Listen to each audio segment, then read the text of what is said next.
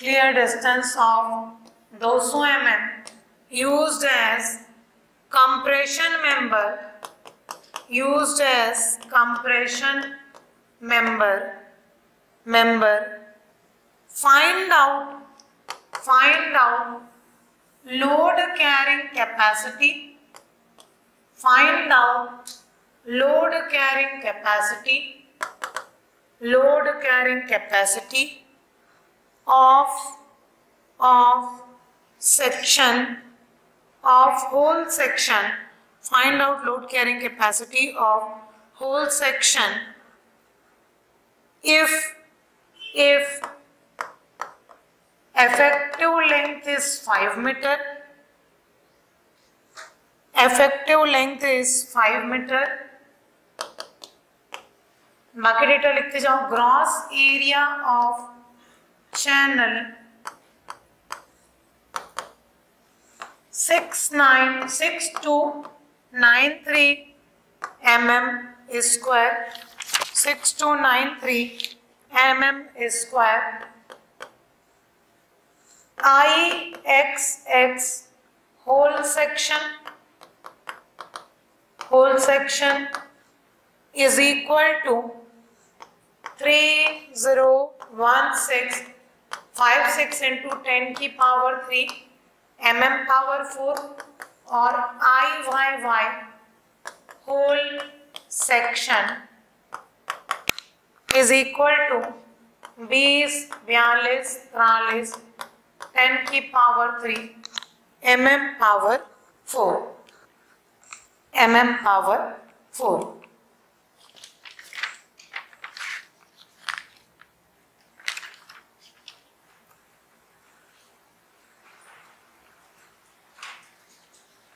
ठीक, क्वेश्चन हो गया. वो टेबल भी दिया, स्लैंडरनेस रेशियो और एक्सियल स्ट्रेस. ठीक, स्लैंडरनेस रेशियो और एक्सियल स्ट्रेस. ठीक, लैम्डा और सिग्मा एसी की बात है. ठीक, मॉनसून सीजन स्टार्ट हो गया है तो क्लास के टाइम पे हो सकता है कि कभी आप आओ बारिश गिरे. ठीक, ऐसी स्थिति में बहुत ज़्यादा अगर तेज बारिश होगी तो जब भी घर के लिए निकलते हो आप पहले एक बार टेलीग्राम चैनल को चेक कर लें. ठीक, बहुत ज़्यादा बारिश हुई तो हो सकता है क्लास कभी बंद हो जाए या क्लास उस दिन का ऑफ कर दें. और आते जाते टाइम आप थोड़ा ध्यान देंगे सड़क में. ठीक, अपना प्रोटेक्शन लेके चलना, बिल्कुल हड़बड़ी नहीं है किसी चीज़ की. ठीक, रोड पे ध्यान से चलाना गाड़ी. लिखो L इफेक्टिव AG IXX और क्या हो गया आपका IYY और लैम्डा और सिग्मा AC की वैल्यू दिया. अब आपको क्वेश्चन बोलता है कि क्वेश्चन में बोलता है कि एक बिल्ट अप कॉलम है जो 2 ISMC को क्या पढ़ेंगे, इंडियन स्टैंडर्ड मीडियम चैनल. ठीक, 400 का मतलब उसकी डेप्थ होती है, वो जो चैनल सेक्शन. ठीक, इसका डायग्राम बना के देखते हैं कि ये दिखेगा कैसे. ये नोट कर लिया सबने टेबल. ठीक, अब यहाँ पर देखते हैं ये दिखेगा कैसे. 2 चैनल सेक्शन है. ठीक, एक चैनल है ऐसा और एक चैनल है ऐसा. थोड़ा सा ध्यान से एनालाइज करके बताओ मेरे को, ये कौन सा व्यू है, साइड व्यू है कि टॉप व्यू है? टॉप व्यू है. क्यों? क्योंकि साइड से चैनल इतना, कॉलम इतना बड़ा होगा क्या, इतना लेंथ का होगा नहीं. मैं यहां पर बात कर रही हूं. ठीक, टॉप से इसको देखेंगे तो कैसा दिखेगा, L L L L, क्योंकि ये एंगल सेक्शन. बट आप साइड से जब देखते हो तो आपको क्या दिखता है, लेंथ दिखता है कॉलम. आपको यहाँ जो दिख रहा है व्यू, ये है टॉप व्यू. अगर मैं इसका टॉप व्यू बनाती तो मेरे को क्या दिखता, L L L दिखता और ये 4 अलग अलग कोने में रखे हुए. बट अभी क्या है, 2 चैनल सेक्शन, एक C है इस टाइप से और एक C है इस टाइप से. ये C सेक्शन रखा हुआ कहाँ से दिख रहा है मेरे को, टॉप से। कॉलम की लेंथ तो कुछ भी हो सकती है, ठीक। अब इसके बीच का स्पेस, दो सेम चैनल सेक्शन है, ठीक, और इनके बीच का जो स्पेसिंग दिया हुआ है वो कितना दिया है, 200 mm, दोनों के बीच गैप है। अब आपका इसको किसी से भी जोड़ा होगा, अगर इसका हम फ्रंट साइड व्यू बनाए या अगर मैं इसको ऐसा करके 3D व्यू बनाऊं तो ये कुछ दिखेगा इस टाइप से, ठीक, ऐसा करके दिखेगा। हमने यहाँ पर क्या लगाया, लेसिंग, हमने उधर पे क्या लगाया, लेसिंग। ये टॉप में मत लगा देना लेसिंग, मैडम पढ़ाइए करके, ठीक। कहाँ पर लगाओगे, लेंथ में। आपको जोड़ना किसको है, लेंथ, इसीलिए मॉडल को बनाया ताकि आपको इमेजिन हो सके कि हम एक्चुअल में कौन से व्यू को एनालिसिस करें। अब जो 400 का डेटा दिया है, 400 चैनल का लेंथ होता है। चैनल का लेंथ मतलब चैनल के वेब का लेंथ। चैनल का वेब क्या है, ये, तो इस वेब की लेंथ कितनी है आपकी, 400 mm। ये वाला जो लेंथ है ये कितना है आपका, 400 mm। कॉलम की लेंथ 400 mm नहीं, कॉलम का लेंथ कितना दिया है, LF(F2) इक्वल टू कितना दिया है आपको, 5 मीटर। क्वेश्चन में दिया है 5 मीटर, ठीक। अब आपको क्वेश्चन में बोलता है कि इसका लोड कैरिंग कैपेसिटी निकाल। अब हमको पता है कि लोड कैरिंग कैपेसिटी निकालने के लिए हमको जरूरत पड़ेगी सिग्मा AC की, क्योंकि लोड इज इक्वल टू क्या होता है, स्ट्रेस इनटू एरिया। कौन सा एरिया लेंगे, gross area. But gross area किसका लेना, दो चैनल का।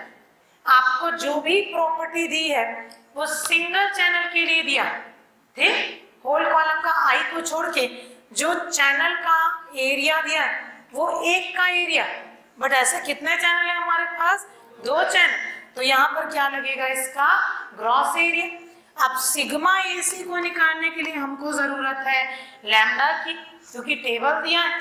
अब लैम्डा को निकालने के लिए जरूरत है LF(F2) divided by R minimum, और R मिनिमम को निकालने के लिए जरूरत है √I minimum divided by area. इतने की जरूरत है, ठीक। तो जो चीज हमको अननोन चाहिए रहती है, अब हम उसकी प्रोसीडिंग करते हैं उल्टा।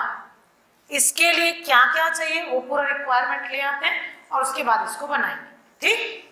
अब रिक्वायरमेंट में थोड़ा सा ध्यान से देखना, आपको सारा डेटा दे दिया बट डेटा को समझना आपको पड़ेगा। Gross area of channel, gross area of channel, ये कितने चैनल की बात कर रहा है, सिंगल चैनल। अगर बोलता gross area of both channel, ठीक, तब इसमें हम ये मानते कि दोनों चैनल का एरिया दिया, तो ये कितने चैनल का एरिया है, सिंगल चैनल का एरिया। कितने चैनल का एरिया है, सिंगल चैनल का एरिया। तो मेरे को अगर टोटल एरिया लेना है तो 2 टाइम्स करना पड़ेगा। आपको IXX दिया है होल सेक्शन।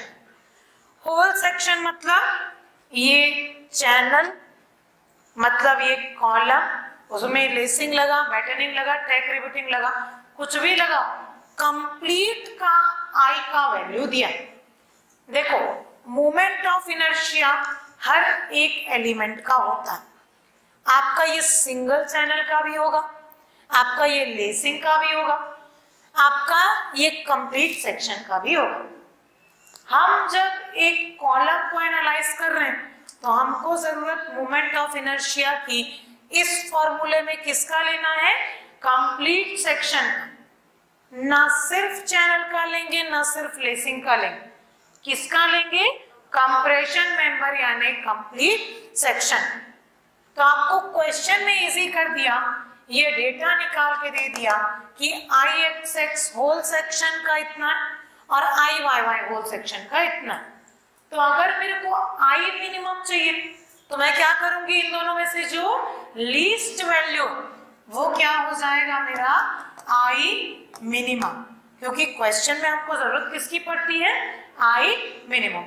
हम देखो क्वेश्चन से क्या कर रहे हैं, जो रिक्वायरमेंट है उनको निकालना, ठीक। मैं इसको अच्छे से लिखूंगी अभी, तब नोट कर। I मिनिमम मिल गया, एरिया, एरिया क्या कर दिया 2 टाइम्स ऑफ एज, तो हमको मिल गया एरिया। दोनों को सब्स्टिट्यूट करेंगे तो क्या मिल जाएगा आर मिनिमम। आर मिनिमम को रखेंगे एल इफेक्टिव आपको दिया, अब ये मिला एमएम में, ये दिया है मीटर, मीटर को किस में कन्वर्ट करोगे एमएम में।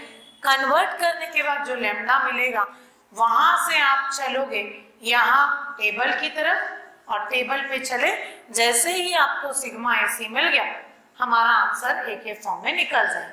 ठीक, क्लियर है। तो अब मैं यहाँ पर इसकी प्रोसीडिंग को लिखती हूँ। सबसे पहले हम फ्लो चार्ट बना रहे हैं किसी न्यूमेरिकल को सॉल्व करने का तरीका। देखो आपको कोई भी न्यूमेरिकल जब घर पे भी सॉल्व करोगे तो अगर आपको फ्लो चार्ट नहीं पता कि प्रोसीड कैसा हो तो आप हो सकता है भटक जाओ बीच में, और बनेगा तो बनेगा, बिल्कुल बनेगा, बट वो टाइम टेकिंग हो जाएगा।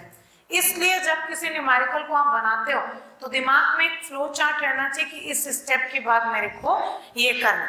अगर स्टेप डाइवर्ट हुआ तो टाइम लेगा, ठीक, और वही टाइम आपको पेपर में क्या करना है बचाना। तो सबसे पहले हमको निकालना था P, P is equal to होता है sigma AC into A. Sigma AC निकलेगा लैम्डा से, ठीक, लैम्डा से जो टेबल में दिया है, लैम्डा निकलेगा L effective divided by R minimum से, और आर मिनिमम निकलेगा आपका, ये फ्लो चार्ट में बना रहे हो, ठीक, आर मिनिमम निकलेगा किससे under root I minimum divided by A. और ये सब किसका है होल सेक्शन का, कोई एक चैनल का या किसी लेसिंग का नहीं, ये हम किसकी बात कर रहे हैं होल सेक्शन की, क्योंकि कंप्लीट सेक्शन को आपको कॉलम डिजाइन करना, ठीक।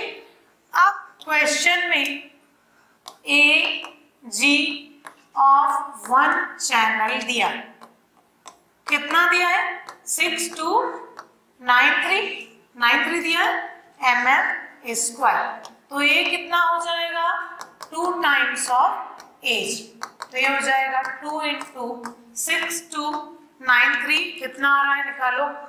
अभी कैलसी से कैलकुलेट करो, और ये मत सोचना कि ऐसे क्वेश्चन पूछेगा नहीं, डेटा को इजी कर देगा और बिना कैलसी के पूछ लेगा, ठीक, डेटा को इजी करके इस क्वेश्चन को पूछ सकता है। 1258.6 ठीक mm स्क्वायर। अब निकालो आई मिनिमम, आई मिनिमम होगा IXX ऑफ होल कॉलम, ठीक। ES का जब ऑब्जेक्टिव पेपर होता है तो इसमें पूरा निकालने के लिए देता है, ठीक।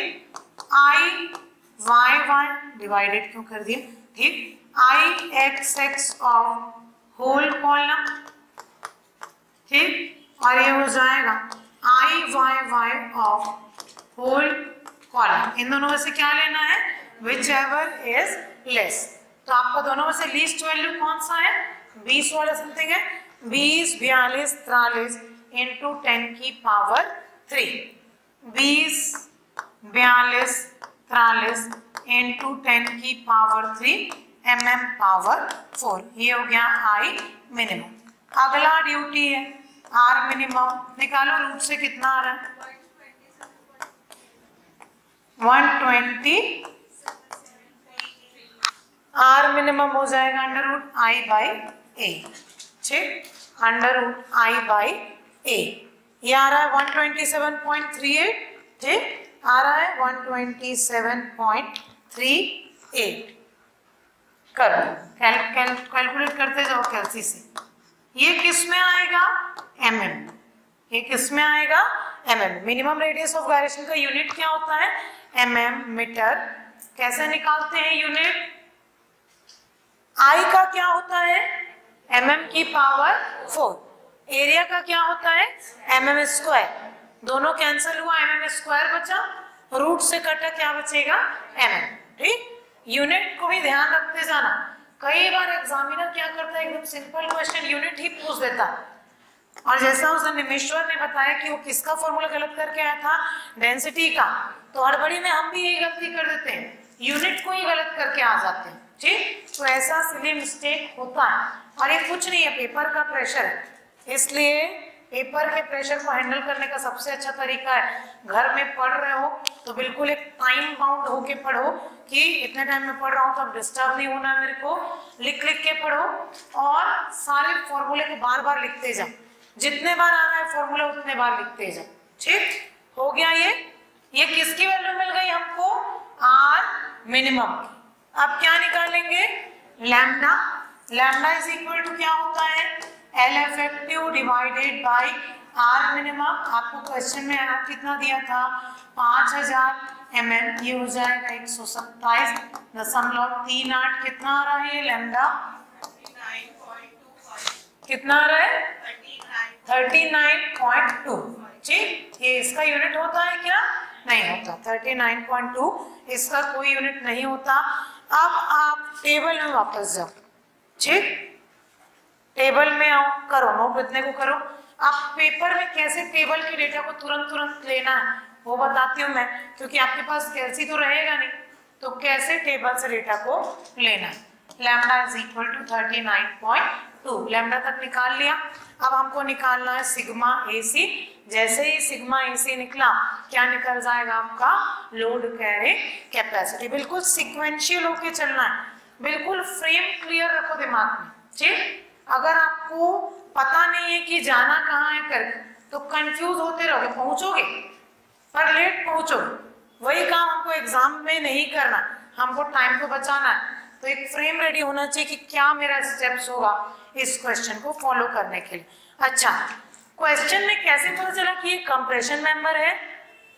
कहीं पर दिया है क्या? देखो कॉलम लिखा है और क्या लिखा है? कंप्रेशन मेंबर भी कहीं पर होगा, तो आप देख के समझ जाना है किसकी बात कर रहा है? Compression member. ठीक हो गया। लैम्डा तक लिख लिया। कितना लिख लिया? 39.2। ये हो गया सबका। ठीक, चलो अब मैं टेबल से सिग्मा AC का वैल्यू निकालना बताती हूँ। ये टेबल है हमारे पास। ठीक, हमारा लैम्डा का वैल्यू कितना आया है? 39.32 या 12 जो दी थी। 39 कितना आया है? 25। ठीक, 30 भी नहीं है और 50 भी नहीं, 30 से ज्यादा है और 50 से कम। आप देख रहे हो जैसे जैसे लैम्डा बढ़ रहा है, सिग्मा AC की वैल्यू क्या हो रही है? कम हो रही। क्यों? क्योंकि आपको पता है sigma AC is pi square E divided by lambda square. अभी लिखा है थोड़ी देर पहले फॉर्मूला। लैम्डा बढ़ेगा तो स्ट्रेस की वैल्यू क्या होगी? कम होगी। ठीक, इनवर्सली प्रोपोर्शनल होते हैं। तो 30 से ज्यादा है और 50 से कम। ठीक, 30 मतलब दोनों के लगभग बीच का है, 40। तो आप ना 145 लोगे ना 132, आप कुछ वैल्यू ले लो 139, 140, कुछ ऐसा करके इनके बीच का कोई एक वैल्यू ले लो। ठीक, सपोज मैंने ले लिया 139। ठीक, तो ऐसा करके इस क्वेश्चन को निकाल सकते हैं। अब अगर आप बहुत ज्यादा डिटेलिंग में जाना चाहते हो, नहीं मैडम मैं तो पूरा बनाऊंगा सही, ठीक, तो आप बनाओ सही और टाइम वेस्ट करो। ठीक, कैसे टाइम वेस्ट होगा? अब यहाँ पर देखो, सिंपल सा रूल लगाते हैं। 30 पे वैल्यू कितना था? 145। 50 पे वैल्यू कितना आ रहा था? 132। ये हमको पता है। ठीक, अब या तो आप इस रिलेशन को यूज करो या फिर इस रिलेशन को यूज करो, दो कॉम्बिनेशन। ठीक, 30 पे आ रहा था 145, तो 39.2 पे कितना आएगा? ऐसे निकाल सकते हो। या फिर 39.2 पे आ रहा था x, 50 पे कितना आ रहा है? 132। आप दोनों तरीके से निकाल सकते हो। या तो इसको लोअर के साथ जोड़ लो, इसको x मान लो। ठीक, या तो इसको अपर के साथ जोड़, इतने पे इतना तो इतने पे कितना। ठीक, और सबसे अच्छा तरीका मैं मानती हूँ कि कोई बीच का वैल्यू को ले लेना चाहिए, क्योंकि पेपर में इतना टाइम नहीं रहता। तो सपोज मैंने कितना लिया? 139, कुछ पॉइंट में ले लो 139.2 ले लो। ठीक, और सिग्मा AC की वैल्यू किस में मिलेगी? MP, न्यूटन पर mm स्क्वायर। ठीक, अब इसको सब्स्टिट्यूट करते हैं। इसको लिखोगे क्या? मत लिखो। ठीक, ये अप्रोक्सीमेट वाले से चलो, ये ज्यादा अच्छा है। अब यहाँ पर रखते हैं, कितना है? सपोज सिग्मा AC 139.2 MPa, तो P की वैल्यू कितनी आ जाएगी? Sigma AC into A 139.2। अब मेरे को बताओ A कितना होगा? A कितना होगा? एरिया, ग्रॉस एरिया का 2 टाइम्स, एक कॉलम का जो था उसका 2 टाइम, तो यह आ जाएगा 2 इंटू 6 2 क्या आया था? 9 3। ठीक, करो कैलकुलेट के करो, कितना आ रहा है? न्यूटन में आ रहा होगा। ये मेरे कैलकुलेशन के हिसाब से आ रहा है 1749.4 आ रहा है क्या? 1751। ठीक, 17.51 जो भी है, ठीक, इंटू 10 की पावर 3। तो हम इसको क्या लिख सकते हैं? 1751 किलो न्यूटन। इतना लोड आपका कॉलम ले सकता है। ठीक, ये है आंसर। यहाँ पर लग रहा है कि टाइम ज्यादा लगा है, करके 1-2 बार प्रैक्टिस करोगे तो आपको समझ में आ जाएगा। बहुत ज्यादा टाइम लिए